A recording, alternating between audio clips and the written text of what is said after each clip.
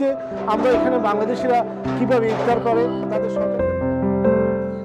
রমজান এলেই যেন মুসলিমদের হৃদয় বাজে এক অন্যরকম সুর। কিন্তু জীবিকার তাগিদে যারা নিজ দেশ ছেড়ে দূর প্রবাসে রোজা রাখেন, নামাজ পড়েন, একাকিত্ব বুকে নিয়ে ইফতার সারেন। রমজান শুরু হলেও সেখানে ইফতারের আগে থাকে না মায়ের দেওয়া তাড়া, কিংবা শোনা যায় না বাবার শান্ত কণ্ঠে দোয়ার সুর। কিন্তু এই মসজিদ তাদের জন্য হয়ে ওঠে ভালোবাসার এক আশ্রয়। পরিবারহীন শহরে যেন মিলে একটি পরিবার। এখানে বিভিন্ন দেশের মানুষ একসঙ্গে মিলিত হয়ে দোয়া, ইফতার ভাগ করে নেওয়া, কাঁধে কাঁধ মিলিয়ে দাঁড়ান নামাজে। যেন হারিয়ে যাওয়া আপন ঘরের উষ্ণতা ফিরে পাওয়া যায় এই মসজিদে।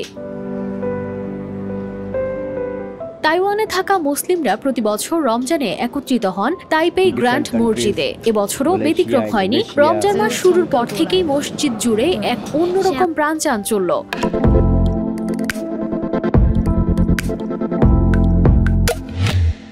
এমনকি আরব দেশগুলো থেকে আসা অভিবাসীরাও এখানে আসেন, একসঙ্গে নামাজ আদায় করেন, ইফতার ভাগ করে নেন, যেন এক অভিন্ন পরিবারের মতোই।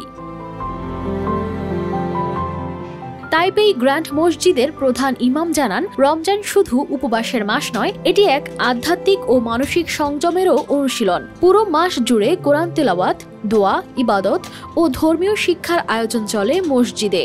আগত মুসল্লিরা জানান, কয়েক বছর আগেও মসজিদের অর্ধেক অংশ ফাঁকা থাকত, কিন্তু এখন পুরো মসজিদ কানায় কানায় পূর্ণ থাকে। তাইপের সব মসজিদেই এখন রমজানের আমেজ স্পষ্ট। এখানে আসা প্রতিটি মানুষ রমজানের খুশি ভাগ করে নিচ্ছেন, একসঙ্গে ইফতার করছেন, যেন মনে হচ্ছে দূর প্রবাসীও রমজান তাদের জন্য একাকিত্ব নয়, বরং সম্প্রীতি ও ভালোবাসার এক উৎসব। কানিস ফাতেমা শিমু, RTV।